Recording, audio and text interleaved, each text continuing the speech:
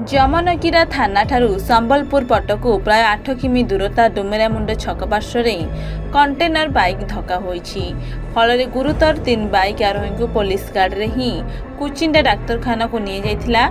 सेठार doctor मृत घोषणा करथिले। सूचना अनुसार सोमवार विश्वलपाली रे एक बाहाघर कार्यक्रम चलीथिला। पूर्वाह्न 10:30 रे संबलपुर पटू कोलकाता अभिमुखे जाउथिबा एक कंटेनर गाड़ी नंबर यूपी 86 3725 को विपरीत दिगरू द्रुत गति जाउथिबा एक बाइक मुहांमुही धक्का होइदैथिला। फल खंडे दूर को 3 बाइक आरोही रास्ता मझी छिटकी पड़ते पर कंटेनर गाड़ी इंजिन में निया लगे। NH 53 मझिरे कंटेनर गाड़ी सम्मुख चका तले पशि छिंछत्र हो बाइक टी संपूर्ण जली जाइथिला। Yamaha MT 50 bike number OD 15AE0245 बोली जना पड़ी।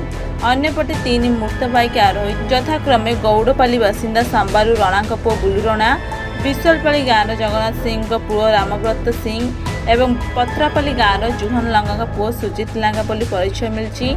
एमाने 3 जन उक्त बाइक जोगे कौन काम जमनकीरा को जाई फेरुथिया बेले बाटरे एक कंटेनर गाड़ी सहित मुहांमुही धक्का होइथिला। खबर पाई अग्निशम कर्मचारी घटनास्थल को पहुंची निया को आयत्त करथिले।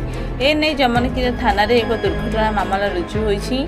जमनकीरा थाना सब इन्स्पेक्टर संतोष स्वाई ए मामलार तदंतकारी अफिसर रहिछन्ति। जमनकीरारू सत्यप्रिय महापात्रଙ୍କ रिपोर्ट।